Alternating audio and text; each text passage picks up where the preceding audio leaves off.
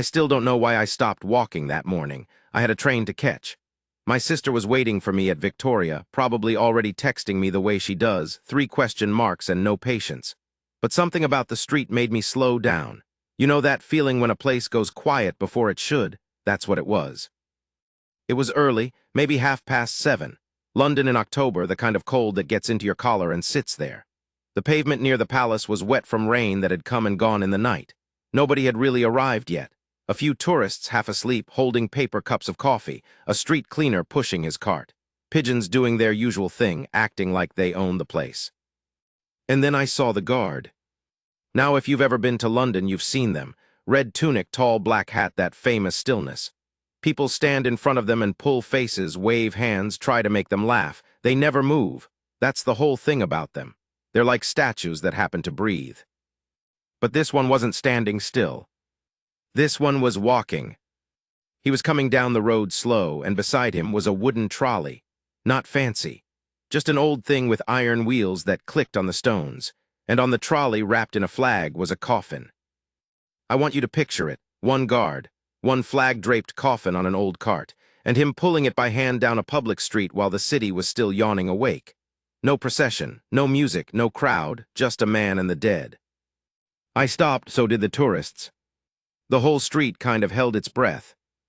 He walked like every step mattered, like the ground under him was made of glass. His face didn't move, but I could see his jaw was tight, and there was something in his eyes I can't really explain.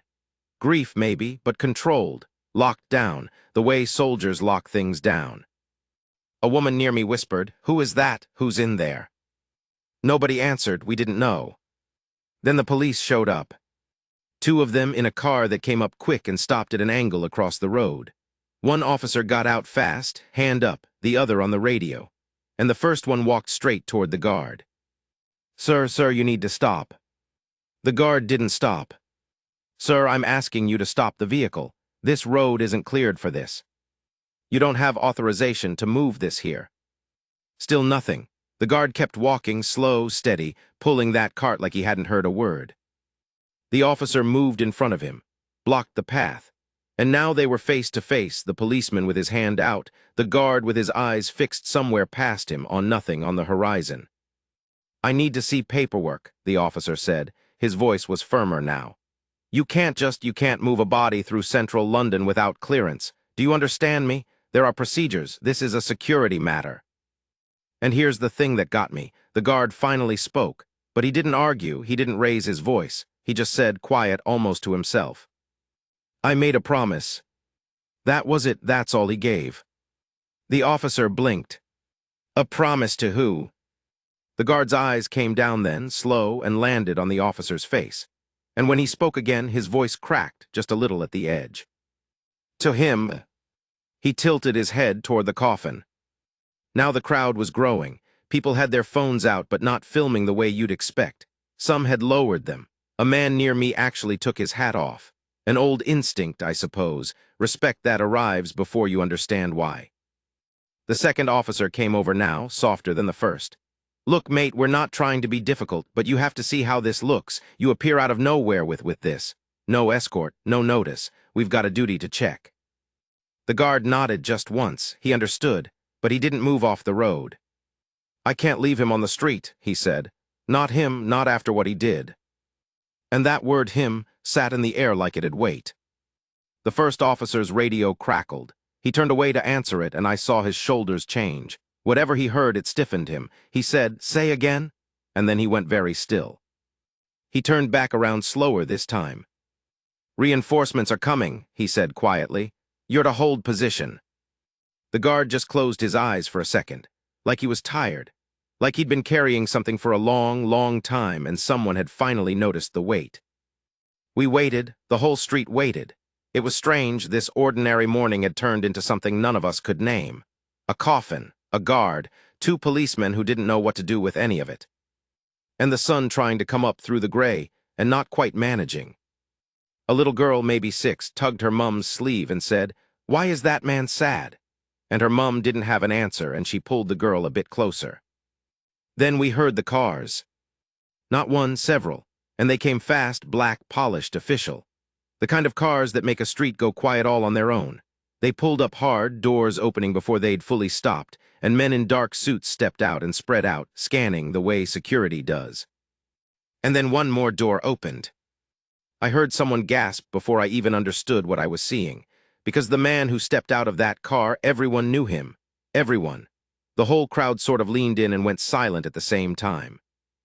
The king had come. He didn't come out barking orders. He didn't come out angry. He stepped onto that wet pavement in a plain, dark coat, and he stood for a second, taking it in: the guard, the cart, the flag, the two frozen policemen. And then he started walking, slow, toward the coffin. The officers straightened up like a current had gone through them. "Your Majesty," one of them started. We stopped this man, we weren't sure." The king raised a hand, just gently, and they went quiet.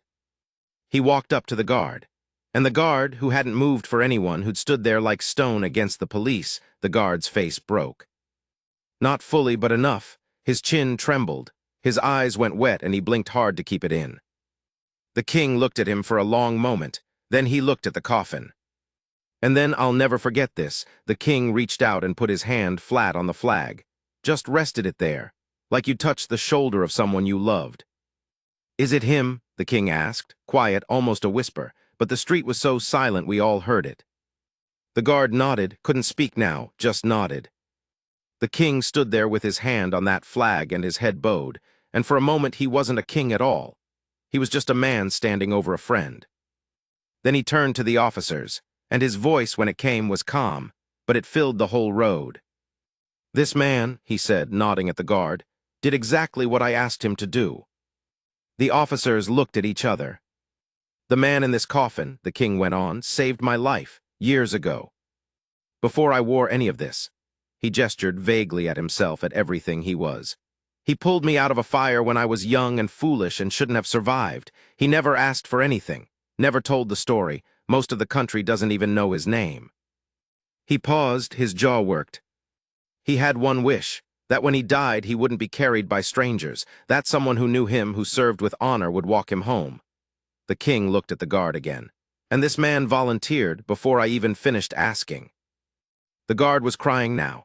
Silent, still standing at attention, tears just running and him not wiping them, because a soldier doesn't wipe them, he just lets them fall and keeps standing. "I told him to bring him this way," the king said to the officers. Quietly. "At dawn, no crowds, no cameras, the way my friend would have wanted. I'm afraid the fault is mine. Nobody was told because he asked that nobody be told." The first officer, the firm one, the one who'd blocked the path, his face had completely changed. He looked like he wanted the ground to open. "Your Majesty, I'm so sorry. We had no way of knowing." "You did your duty," the king said, and he meant it. There was no anger in him. "You saw something that didn't make sense and you stopped it. That's what you're meant to do. No man should be moved through this city unquestioned, even by my order." He almost smiled. "Especially by my order." The officer swallowed hard and nodded. Then the king turned back to the guard. And he did something I don't think any of us expected. He stepped beside him, beside the cart, and he took hold of the handle. The guard looked at him, startled, and started to say, "Your Majesty, you don't have to." "I know I don't," the king said gently, "but I'm going to." And the two of them, together, the king and the guard, began to pull the cart down the road. I'm telling you, nobody moved for a second. And then, slowly, the crowd did something on its own. People stepped back to clear the way. The old man who'd taken off his hat held it against his chest. A younger fella near me came to attention, just naturally, spine straight, chin up. And as the cart passed, more and more people bowed their heads, not because anyone told them to, just because it was the right thing and everyone knew it at the same time. The little girl asked her mum again, quiet this time, "Is that man a hero?" And her mum said, "Yes, love, both of them are." The police didn't follow to stop them. They followed to escort them. The car pulled ahead slow, clearing the road, lights on but silent, and the two officers walked behind the cart with their hands folded, heads low. I walked with them a little way. I couldn't help it. My train could wait. My sister could wait. Whatever I had to do that day suddenly felt small. We went maybe 200 yards, this strange, quiet procession, growing as it went, people falling in behind without a word. And I heard the guard say something to the king. I only caught part of it. He said, "He always said you'd be a good one, even back then." He said, "That boy's got something in him." And the king, his voice thick, said, "He was the only one who ever told me the truth." They pulled the cart together all the way to where a proper vehicle was waiting, further down, out of sight of the tourists, the way it should have been. And there, finally, they stopped. The guard came to attention one last time. He gave a salute, slow, perfect, the kind you practice 10,000 times, but this once it wasn't practice, this once it was everything. And he held it, longer than you're supposed to. The king watched him, and then the king saluted too. A king saluting a coffin, in a plain coat on a wet gray morning with 100 strangers standing silent behind him. They lifted the coffin together, careful, gentle, and set it inside. And when the doors closed, the guard put his hand on the metal for a second, the way you'd say goodbye to someone at a door before they drive off. Just for a second. Then he pulled his hand back and stood straight again. The king turned to the crowd. He hadn't planned to speak, I don't think, but he saw all of us standing there and something made him say it. "Most of you don't know his name," he said, and he'd have liked it that way, but he was the bravest man I ever knew, and this morning a good soldier kept a promise to him when no one was watching.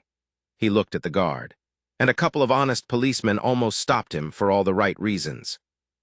There was a small laugh at that, soft, the kind that comes out when a heart is full. "Go home," the king said gently.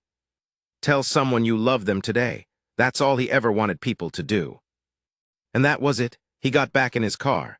The guard went back to wherever guards go. The police drove off slow. And the street, the ordinary, wet, cold London street, went back to being a street. I stood there for a while after. The pigeons came back. The street cleaner picked up his cart.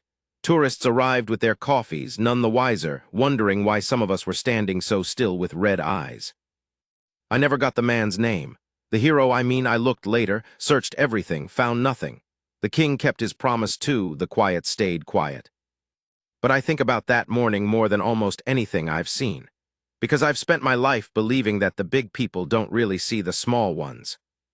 That titles and crowns put a wall between men. And in one gray hour, a king took hold of a wooden cart with his own hands and showed me I was wrong. I still catch my train most mornings. I still hear my sister's 3 question marks. But now, when I pass a guard standing still as stone, I don't try to make him laugh anymore. I just nod, because you never know what promise he's carrying underneath all that silence. And you never know who's coming to help him keep it.